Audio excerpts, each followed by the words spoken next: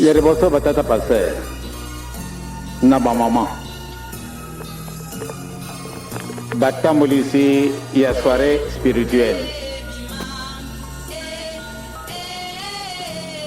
toi bari kamboyo nganga nzambi azali nani nganga nzambi azali nani nganga nchisipe azali nani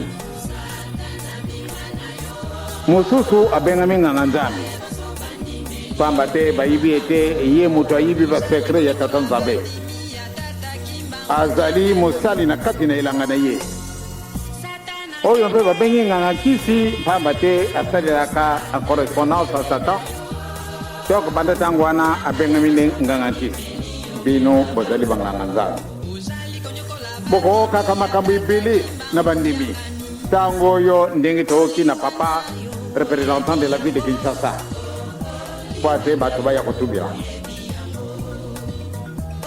yango ezali systeme na biso na ningomba na biso te nde bato bayaka mbala na mbala kotubila ezali systeme na biso te kasi soko moni mutu azali na mabe na ye abwaki yango ezali te nde omemba sango esika na bato mosusu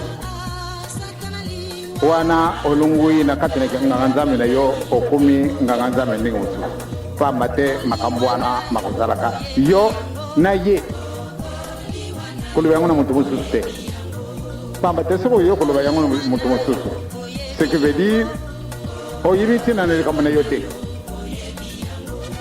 moto alobi ete tata paster soko na oki yo lisusu na kocomplike yo la vie je deviens compliqué maintenant na kosakana na bino lisusu te bolimbisa ngai boloba te nde papa komi méchant te ezali méchance te wana il faut bobotela milimu na bato ezali na moyini satana po toboyesongo na tata nzambe te mokuma na bino wana te eske mokuma na bino wana te kulungola bato wana bazali bapakani bobotia bango na liboko ya tata nzambe boza kosala mosala kitoko bobandi kotela tata paster en tout cas je vous connais très bien si j'entends encore une fois vraiment je vous rends la vie difficile. Vous allez partir comme c'est papa là qui est parti. Ce n'est pas de ma faute. Je vais devenir méchant, très méchant. Pas maintenant, il y a un ça, ma camarade on a fait. Beaucoup de gens qui sont dit mais yo.